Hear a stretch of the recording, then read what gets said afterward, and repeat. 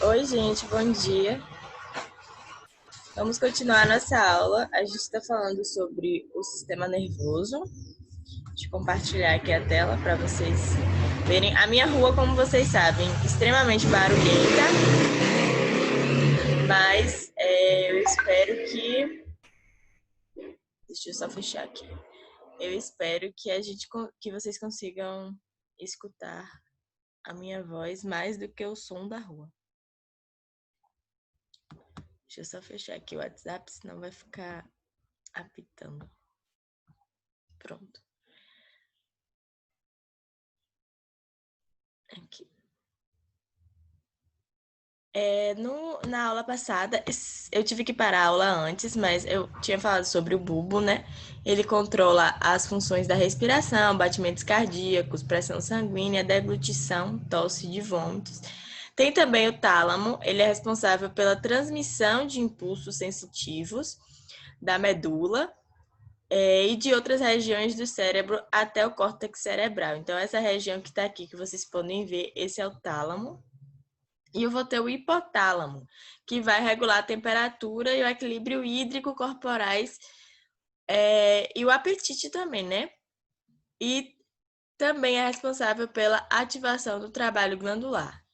Para vocês aprenderem essas coisas, é só decorar mesmo a função de cada um. Como vocês podem ver, a gente tem tudo isso aqui no sistema nervoso central, tá? Que é o que a gente estudou até agora. Quando a gente, como eu falei para vocês na aula anterior, a gente fala de sistema nervoso central e pensa só no cérebro, mas não é. Como vocês podem ver aqui, o cérebro ele é apenas uma parte.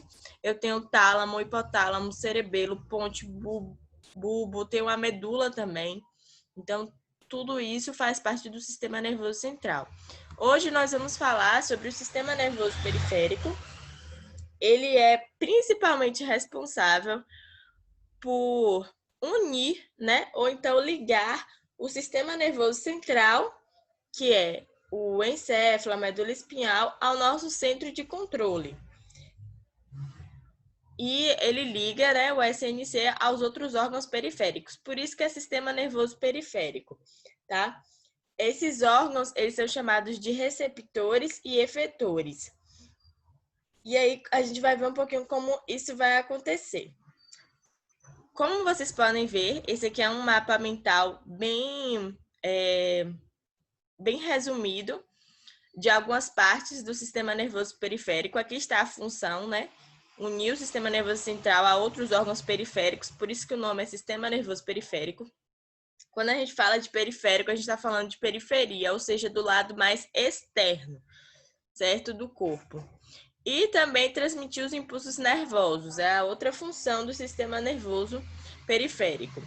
Ele é formado pelos gânglios, tá? E pelos nervos. Aqui, para o nosso livro, só é interessante essa parte aqui dos nervos, que eles se dividem entre nervos espinhais e cranianos. Os cranianos, gente, existem 12 pares de nervos cranianos. Eles vão ligar o encéfalo aos órgãos dos sentidos, tá? Também os músculos da face e de algumas vísceras. Já os nervos espinhais são 31 pares de nervos espinhais que partem da medula espinhal e eles vão transmitir mensagens motoras à musculatura do corpo, tá? E mensagens sensoriais também ao encéfalo. Então, esses nervos, eles estão durante todo o nosso corpo, mais na parte da periferia, tá? Como eu falei, por isso é chamado sistema nervoso periférico. Como a gente falou, tudo do sistema nervoso, ele precisa estar em comunicação, tá? São impulsos que chegam e eu preciso de uma resposta para esses impulsos. Então, essa é a função do sistema nervoso periférico, tá? O sistema nervoso central ele vai receber, interpretar os estímulos que vai vir dos ambientes externos. E também os estímulos do ambiente interno. Por exemplo, a sua vontade de ir no banheiro. Isso é um tipo de estímulo, né? Seu corpo lhe avisa que você precisa ir no banheiro. E aí, isso vai... Deixa um carro passar aqui. E isso vai fazer com que essa mensagem chegue àqueles órgãos responsáveis para responder, né? Para executar a minha função, tá? Um desses estímulos que a gente pode ver é o ato reflexo. O que é o ato reflexo? É toda vez que a gente reage de uma forma muito rápida, imediata, tá? E de forma inconsciente, a gente não percebe. Então, é uma reação muito rápida. Isso é sempre chamado de ato reflexo. E acontece por uma provocação externa. Como eu mostrei para vocês aqui, nessa figura, a questão de bater algum martelinho, alguma coisa na patela, né? E aí, esse que é um tipo de estímulo externo, porque veio de fora. O que é estímulo externo? Alguma coisa que aconteceu, né, de fora, que alguém me bateu, eu bati em algum lugar. Então, é um estímulo que veio de fora. Bateu aí na patela, meu joelho rapidamente se levanta. Esse é um exemplo de ato reflexo. Alguns reflexos, gente, são vitais mesmo, né? A gente já nasce assim, a gente já precisa, né, fazer isso para que a gente não morra. Por exemplo, o ato de tossir, que é quando a gente engasga, né? Se a gente não tossir, não colocar para fora, fica fechando de forma que o ar não consiga passar e a gente não consiga respirar. Então, isso é um tipo de reflexo. Espirrar também, vomitar, tudo isso é um reflexo. E tem aqueles reflexos, gente, que a gente adquire com o tempo. Por exemplo, o medo. O medo é um reflexo. Então, se você estiver na beirada de um local muito alto e alguém empurrar, você vai reagir muito rápido para empurrar. Gente, eu não coloquei aqui para cima. Você vai agir muito rápido para fugir dali, para empurrar essa pessoa. Então, esse é um tipo de reflexo, só que foi adquirido, tá? Inicialmente, a gente vai aumentando de medo, né?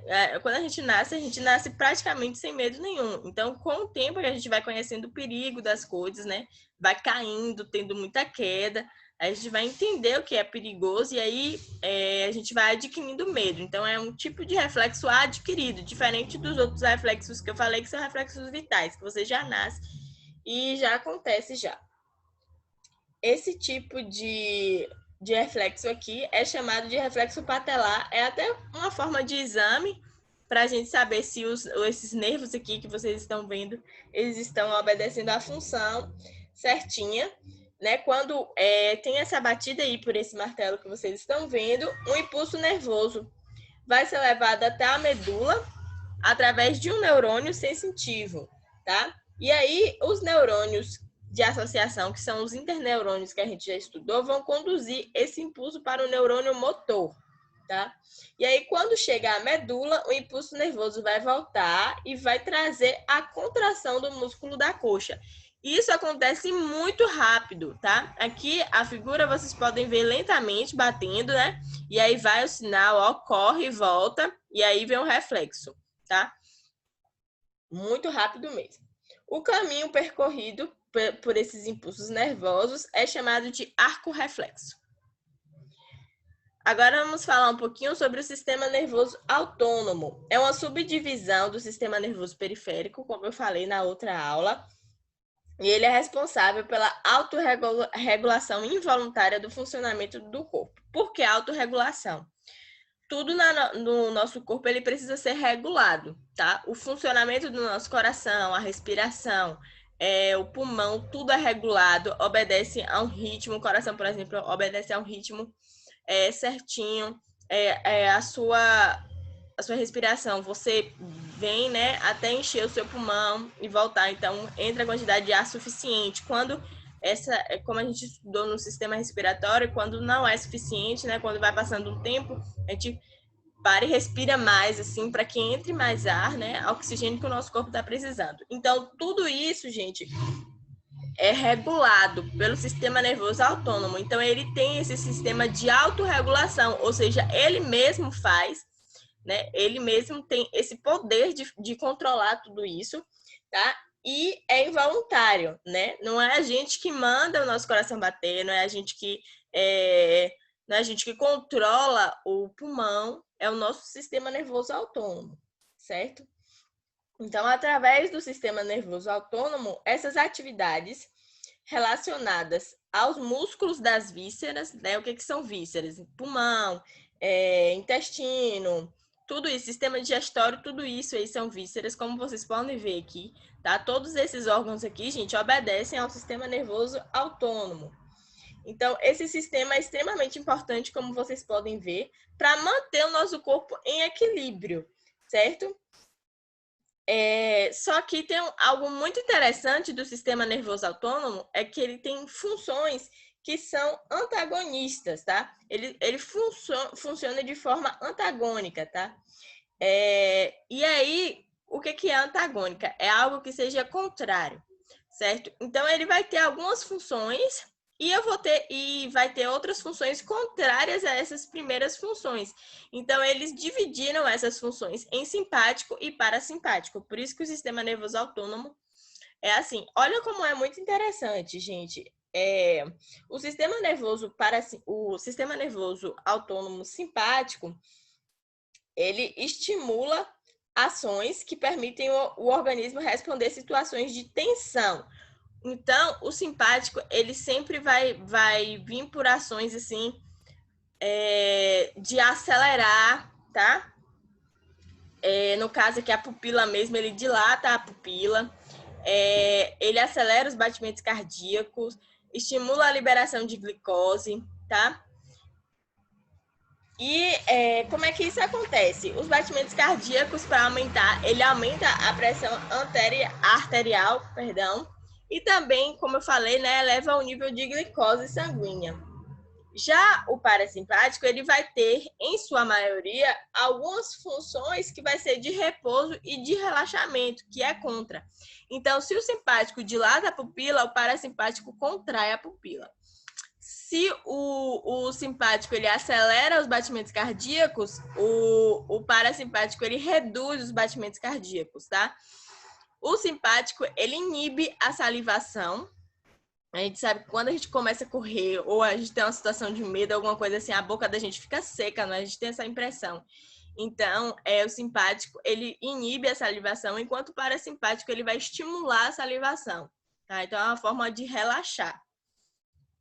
E aí tem outras aqui, tá? Outras reações. Mas quando a gente fala assim de sistema nervoso autônomo simpático, a gente pensa logo em correr. O que acontece quando a gente corre? Aí a gente tem mais ou menos uma noção para a gente diferenciar. Entenderam como é muito interessante? Ele controla e ele tem a função também para relaxar, tanto para algo que aumente, né, as ações, mas também tem algo que relaxa essas ações. Então, na hora do susto, por exemplo, como a gente falou, existe uma linguagem popular que chama mecanismo de luta ou de fuga. Então, ou você vai lutar ou vai fugir quando acontece alguma coisa, tá? Então, quem vai coordenar isso aí vai ser o sistema nervoso autônomo. Então, o que ele faz? Você tomou o susto, ele vai te preparar ou para lutar ou para fugir, um dos dois, mas para os dois você precisa disso. Então, o que você precisa? Você precisa que as suas pupilas dilatem, ou seja, que você consiga enxergar melhor, tá? E aí a sua visão, né, vai ser aguçada, porque se você precisar correr ou se você precisar lutar, um dos dois, né, ou fugir ou lutar, você precisa enxergar muito bem. Então, ele vai dilatar a sua pupila rapidamente. Outra coisa que acontece, gente, é os pelos arrepiar, tá? Então, por que o pelo arrepia, né? Quando existiam os nossos ancestrais, né? De acordo com a ciência, tá? Então, os nossos ancestrais, eles tinham maior quantidade de pelo. Então, quando eles arrepiavam o pelo, eles pareciam maiores. É idêntico com o gato. Vocês já perceberam que o gato, quando ele se arrepia, ele aumenta de tamanho? Então, isso é uma forma do nosso corpo dizer, ei, eu sou grande, tá? Então, se ele precisar lutar, acontece isso. Os batimentos cardíacos, eles vão acelerar, e aí quando eu tenho um batimento cardíaco acelerado, eu tenho mais oxigênio levado para os músculos, eu tenho um sangue que está correndo muito mais rápido, que vai ajudar também nisso. A respiração também vai acelerar para aumentar ainda o oxigênio, os meus músculos trabalharem mais rápido, porque eu preciso bater ou eu preciso fugir. Então, eu preciso de mais oxigênio para isso, eu preciso de mais energia nas minhas células, tá? E tudo isso, gente, é muito o sistema nervoso é autônomo, tá? Ele faz isso sem você perceber e acontece muito rápido, tá? Por isso que o cérebro, o sistema nervoso da gente, ele é muito interessante porque ele faz essas ações que nem precisa da gente. E são ações imediatas, tá? A gente vai falar um pouquinho sobre duas doenças que acometem o sistema nervoso. Existem muito mais doenças, eu trouxe aqui só para a gente citar, como as paralisias, tá? Doença de Alzheimer, tem a esclerose lateral amiotrófica, que é chamada de ELA, eu não sei se vocês já ouviram falar, mas também são doenças que atingem o sistema nervoso, porém o livro de vocês só trouxe duas doenças e a gente vai falar sobre elas. Algumas doenças, elas podem comprometer o funcionamento de todo o nosso sistema nervoso, como doenças degenerativas. Então, a gente vai ver que vai ter doenças que vai provocando com o tempo algumas lesões nesses nervos. Como a gente estudou, existem vários tipos de nervos. Então, esses nervos, esses neurônios, eles têm função específica. Então, quando existe alguma doença que começa a lesionar esses nervos ou esses neurônios, a pessoa começa a perder essas funções específicas, né, que eles efetuavam, tá? Isso pode ser provocado, gente, por agentes infecciosos ou alguma doença genética, pode ser provocado também como substâncias nocivas, né, álcool e drogas também. Primeiro, a gente vai falar sobre as meningites. A gente estudou as meninges, que são aquelas camadas, né, que envolvem aqui o crânio para proteger o meu sistema nervoso central, tá? Aqui estão as meninges normais. E aí, gente, quando elas inflamam, vocês podem ver que elas aumentam aqui de tamanho, certo? A meningite é uma inflamação das meninges. Pode ser causada tanto por vírus, gente, como por bactérias, tá? São a causa mais comum. Vírus e bactérias. Às vezes, algum tipo de protozoário pode causar também, mas é mais vírus e bactérias. A bactéria é a forma mais grave que tem da meningite. É muito rápida. Em questão de um dia ou dois, a pessoa já começa a desenvolver os sintomas, já tem febre. E é muito perigosa a bacteriana, muito mais perigosa do que a viral. A viral, ela consegue sarar com repouso, com só um medicamento mesmo para sarar um pouco da febre, a água. Já a bacteriana precisa geralmente internar em um acompanhamento extremamente rigoroso, porque pode levar à morte muito rápido. Esses dias eu vi um vídeo, justamente um rapaz contando que ele estava lanchando com um amigo dele, e aí do nada, assim, ele se sentiu mal, foi para casa. Quando ele chegou em casa, ele foi dormir, e aí foi chegando à noite, ele não estava sentindo mais os movimentos do corpo. E aí ele foi tentar pegar o celular para ligar para alguém, foi um trabalho. Ele não conseguiu terminar de ligar.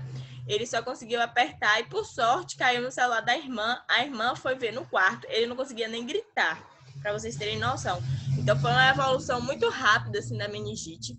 E ele perdeu os movimentos da perna mesmo, ele não conseguiu mais ter. Porque a inflamação acabou alterando outras partes, né, que controlavam os movimentos, tá? Existe também, gente, a esclerose múltipla, como vocês podem ver, é quando a bainha de mielina, essa aqui é a bainha de mielina que a gente estudou, né? Ela vai sofrer alguma lesão, vai ser destruída, como vocês podem ver aqui, tá vendo? Houve uma destruição nessas bainhas aqui, ó. E aí, quando isso acontece, gente, os sinais nervosos, eles ficam bloqueados aqui, eles não conseguem passar, ou eles passam de forma incorreta, tá? E aí vai ter alguns sintomas da doença, que vai ser perda de aptidão física, né? Redução da capacidade intelectual. E aí, essa doença, ela também pode dar fadiga, pode dar visão distorcida. As pessoas também podem desenvolver um tipo de sintoma que o olho, ele começa a se afastar, tá? Ele começa a se afastar de forma externa, ele começa a vir cada um para um lado, do lado externo, no caso do rosto. O equilíbrio, a pessoa não consegue se equilibrar, reduz a força, tá? E aí essa doença, gente, ela aparece quando a pessoa tem entre 20 e 40 anos de vida, não tem cura ainda, tá? Existem tratamentos que tentam reduzir os sintomas da esclerose, dar mais tempo de vida, mais qualidade de vida para as pessoas que são acometidas com essa doença, mas cura para a esclerose realmente não tem, tá? Tem origem em uma disfunção do sistema imunológico, é como se o corpo ele começasse a atacar a si mesmo, as células saudáveis, por isso que é uma doença chamada doença autoimune. Como vocês podem ver, a deterioração da mielina, que é esse tecido aqui, e ela vai afetar também, gente, não só o cérebro, mas a medula espinhal e o nervo óptico. Por isso que a pessoa acaba perdendo suas funções motoras.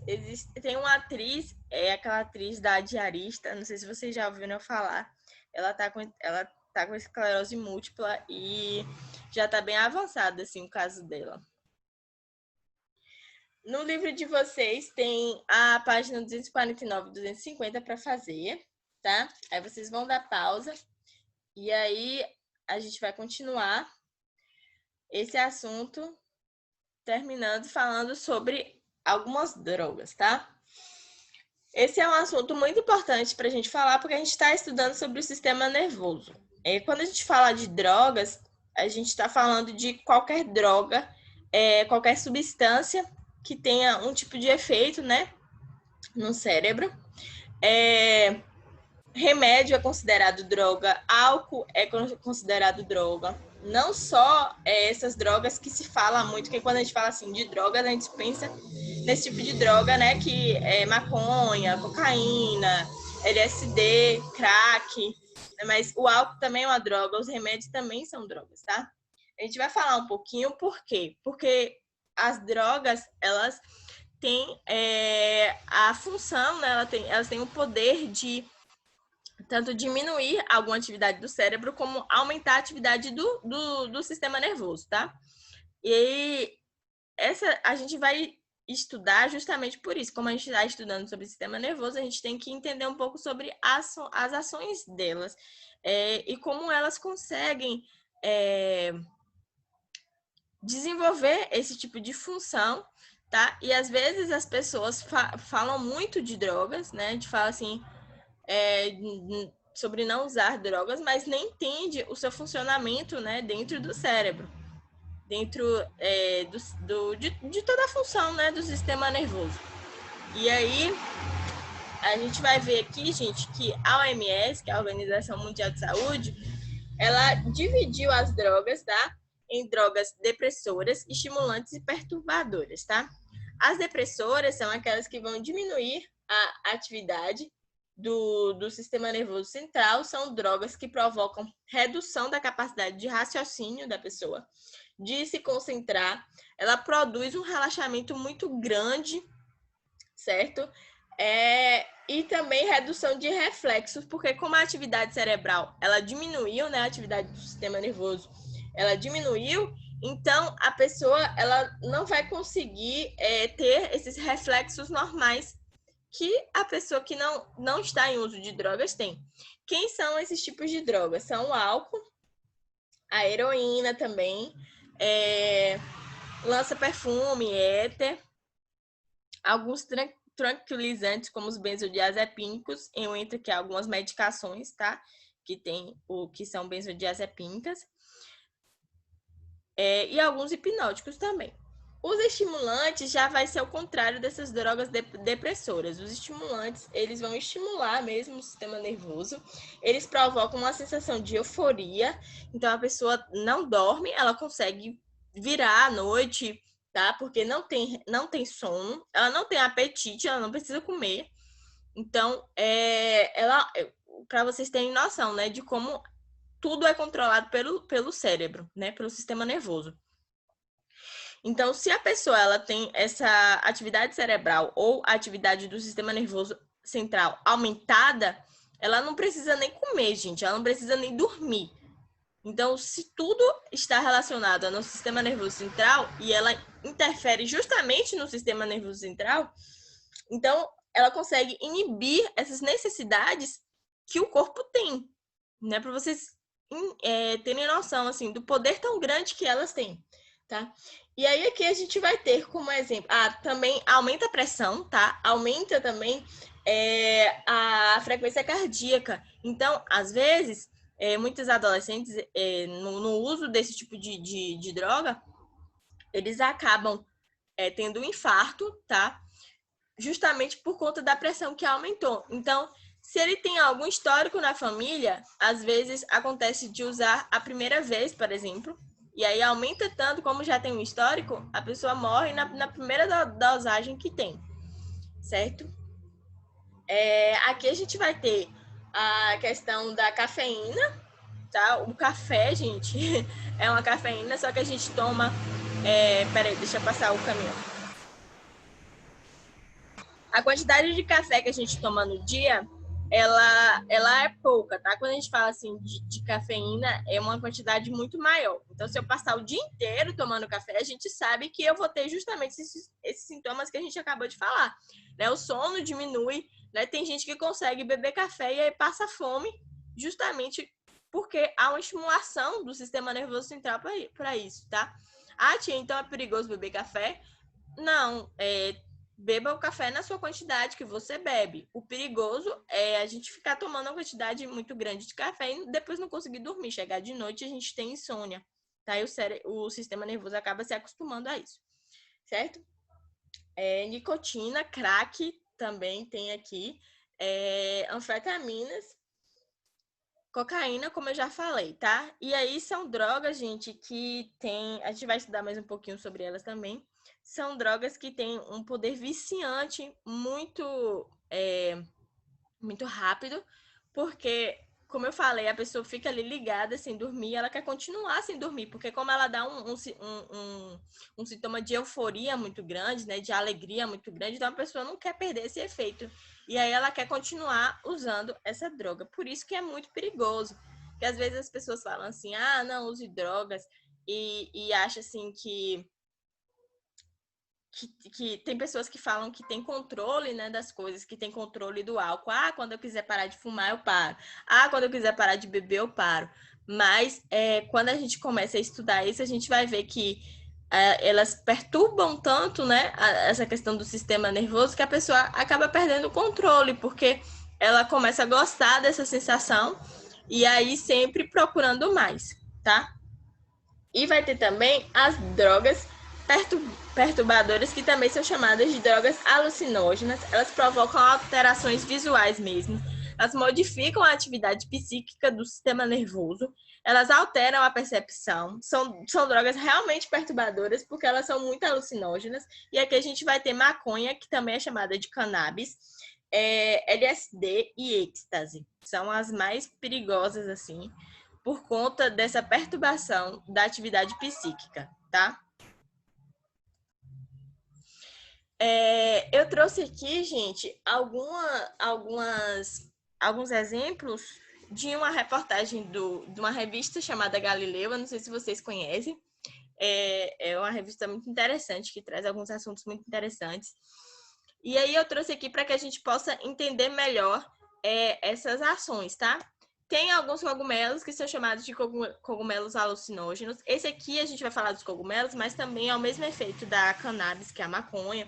É o mesmo efeito do LSD e do êxtase. Então, alguns cogumelos alucinógenos, eles mudam a mente, né? Eles acalmam a atividade cerebral e aí eles começam a desenvolver alucinações. Então, a pessoa ela entra num momento de relaxamento, porém de um relaxamento que tem alucinações daquilo que não é real, tá? E aí, para reproduzir, alguns pesquisadores, eles conseguiram representar o cérebro para mostrar essas atividades do cérebro aqui para vocês. Então, eu vou mostrar aqui essas sinapses. Lembra que a gente estudou as sinapses, né? Que é as ligações entre os neurônios. As sinapses aqui vão estar representadas por linhas finas, tá? Então, isso aqui é um cérebro normal, né? Das atividades do dia a dia. Então, vocês podem ver que cada linha dessa são sinapses que acontecem. Aqui já é uma pessoa que está em uso de alucinógenos. Então, como vocês podem ver, há uma intensa atividade cerebral, certo? Há uma intensa ligação de sinapses. Há um número muito maior de sinapses, gente, e também perceberam que essas linhas estão mais grossas para vocês entenderem como o cérebro fica, né? Como essa atividade do sistema nervoso ela é aumentada. Então, por isso que eu achei muito interessante trazer. Tia Alice, então, se eu aumento a minha atividade do sistema nervoso, isso é bom, não? Não, gente, não é bom, porque é uma atividade cerebral que é aumentada, que vai fazer com que a pessoa enxergue coisas que não estão ali, vai fazer com que a pessoa sinta coisas que não estão ali. Então, às vezes, as pessoas têm noção de que elas começam a enxergar bichos, aranhas passando pelo corpo, elas sentem mesmo, elas veem, elas olham para os braços delas e elas conseguem ver as aranhas no corpo, elas conseguem sentir. Então, essa atividade que vocês estão vendo, ela é tão grande que faz com que a pessoa tenha esse tipo de alucinação. Então, isso aqui vai fazer com que as pessoas pulem de um prédio, porque elas olham para baixo e enxergam um pula-pula, enxergam um rio, coisa que não existe ali, e elas acabam se colocando em perigo, porque a única coisa que elas conseguem, o que elas estão vendo ali é tão real. O cérebro, ele consegue perturbar tanto que cria uma imagem que não está ali e a pessoa se joga. Eu não sei se eu já comentei com vocês, eu assisti uma vez um episódio de CSI, onde estavam dois amigos, eles estavam usando drogas, e aí um deles morreu. E esse amigo, ele ficou muito triste, porque eles eram muito amigos e tal, e ele ajudou muito a polícia a tentar descobrir quem matou o amigo dele. Ele só conseguia lembrar que ele ouvia gritos, que o amigo gritava muito, mas ele não conseguia lembrar, né? Porque como ele estava em poder das drogas, ele estava tão alucinado, que ele não conseguia saber quem matou, quem fez o que com os amigos. E aí eles começam, né? Não sei se vocês já assistiram algum episódio de CSI, né? Mas é um programa de investigação criminal. E eles começam a investigar e eles vão descobrir no final que quem matou um amigo, né, foi esse próprio amigo dele. Que na cabeça dele, ele só conseguia ouvir os gritos, mas os gritos não eram reais. Era um amigo dele conversando com ele. E aí ele ficou tão perturbado que ele queria que os gritos parassem. Então ele mata um amigo para os gritos acabarem, entendeu? Os gritos na cabeça dele acabarem. Só que ele estava com essa atividade tão aumentada que ele não percebeu que ele fez isso. Ele não percebeu que ele matou um amigo dele. Na cabeça dele, ele fez algo para os gritos pararem. Então, esse é o poder, os efeitos das drogas. Tá? Então, quando a gente fala sobre o sistema nervoso central, né? Eu sei que às vezes as pessoas veem assim, é bom porque aumenta, né, a atividade cerebral, a pessoa se torna mais inteligente. Não é isso que acontece, não, gente. Isso tudo que eu falei aqui, essa atividade do sistema nervoso, esse aumento aqui é o que realmente acontece com as pessoas que usam drogas. Por isso que é tão perigoso, tá? Maconha, gente, outra parte muito importante, interessante, na verdade, dessa entrevista. Se você comparar o cérebro de um usuário de maconha com o cérebro de alguém que nunca fumou, vai ver algumas diferenças, né? Que eles trouxeram aqui o córtex orbitofrontal, que é uma parte do cérebro, gente. Olha que interessante. Esse córtex aqui, ele é responsável por tomar decisões, certo? E por processar emoções. Pense aí, o que seria de nós se a gente não conseguisse tomar decisões, certo? Eu sei que vocês ainda são pré-adolescentes, né? Então, muitas decisões são tomadas por seus pais. Mas existem decisões que vocês tomam, por exemplo, de ir na rua brincar. Hoje eu quero assistir televisão. eu não gosto de estudar para as provas, mas eu tenho que estudar, então eu decido o que eu vou estudar. Imagine sua vida se você não pudesse decidir. Então, o que acontece nos usuários de maconha, gente? Essa parte que é responsável por isso, pelas decisões e pelas emoções, se encolhem, tá? Existem partes que existem conexões, como eu falei, partes dos cérebros que são aumentadas, tá? Então, a gente viu ali a mesma coisa que acontece aqui. Existem partes aqui, né, que vão aumentar, que a maconha também tem alucinações, né? Então, tá aqui, certo? Como vocês podem ver, aqui é normal, essa aqui é a parte que aumentou, tá? Como vocês podem ver também, existem algumas partes que tem uma intensa atividade, tá vendo? Vermelho. E aqui não, atividade normal de uma pessoa normal, certo? Olha como aumentou, gente. Aqui houve uma diminuição, tá? Olha aqui como você pode ver. Aqui em cima tem essa parte, aqui em cima não tem. Então, ela diminui essa parte das emoções e aumenta a parte das alucinações. Então, com o tempo, a pessoa já tem essas alucinações naturais pelo próprio cérebro dela, pela própria atividade cerebral dela. Entendeu? Então, viram como muda bastante essa questão do sistema nervoso e são alterações, gente, que são irreversíveis, tá? A cocaína é uma droga também que é muito perigosa. Ela pode ser tanto aspirada, como fumada, como injetada.